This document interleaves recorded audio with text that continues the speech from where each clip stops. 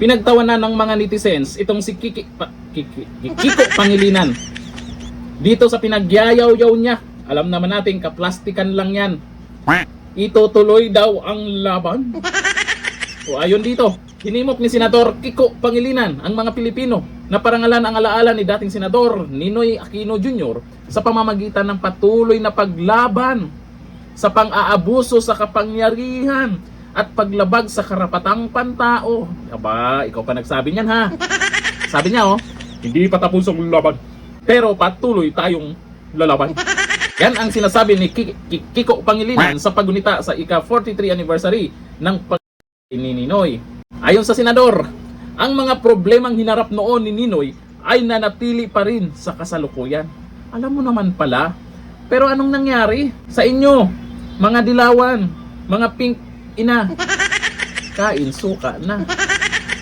Dito sa pinagyayaw-yaw ni Kiko Pangilinan, ang naniniwala sa kanya, malamang uto-uto. Ito ang sabi niya, ang labang hinaharap ni Ninoy noon ay laganap na rin ngayon. Mga ganid sa pangyarihan at pang-aabuso sa karapatang pantao. Baka Duterte na naman yan. Alam naman natin kung sino ang kalaban ni Ninoy Aquino noon. Ito ang dagdag pa niya. Kailangan nating isabuhay ang sakripisyo niya. Hindi lang tuwing August 21, kundi araw-araw. Yan ang pinakamagandang parangal na maisusukliin natin sa kanya.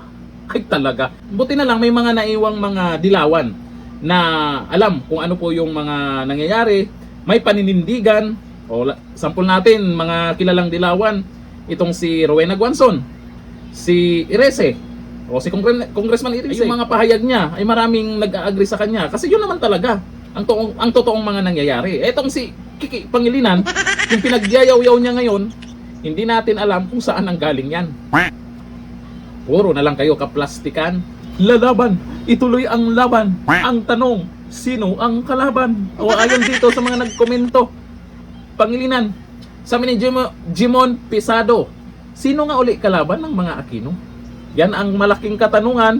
Alangan naman Duterte yan. Sabi ni Armando Javier, nagpanggap pa kainsuka na nga sila. Sabi ni Leon Avitats, tapos na ang laban. Malita wins. Ito sabi ni Alan Berha, pakitang tao lang yan. Laban? Wow, lalaban. Parang narinig ko yan kay Kiko Pangilinan na, dagat? Wow, dagat. Sabi ni Boy Bye, yung kalaban ni Ninoy noon, kakampi mo na ngayon. What a joke. Ay, bakit natin nagjo-joke lang si Kiki Pangilinan dyan? Wag kami. Alam na namin, ang katotohanan, may social media na. Kahit ano yung pambobola na ginawa nyo dyan, sa bagay, may naniniwala pa rin sa inyo yung mga natatakpan. Hanggang dito na, thank you. Bye-bye.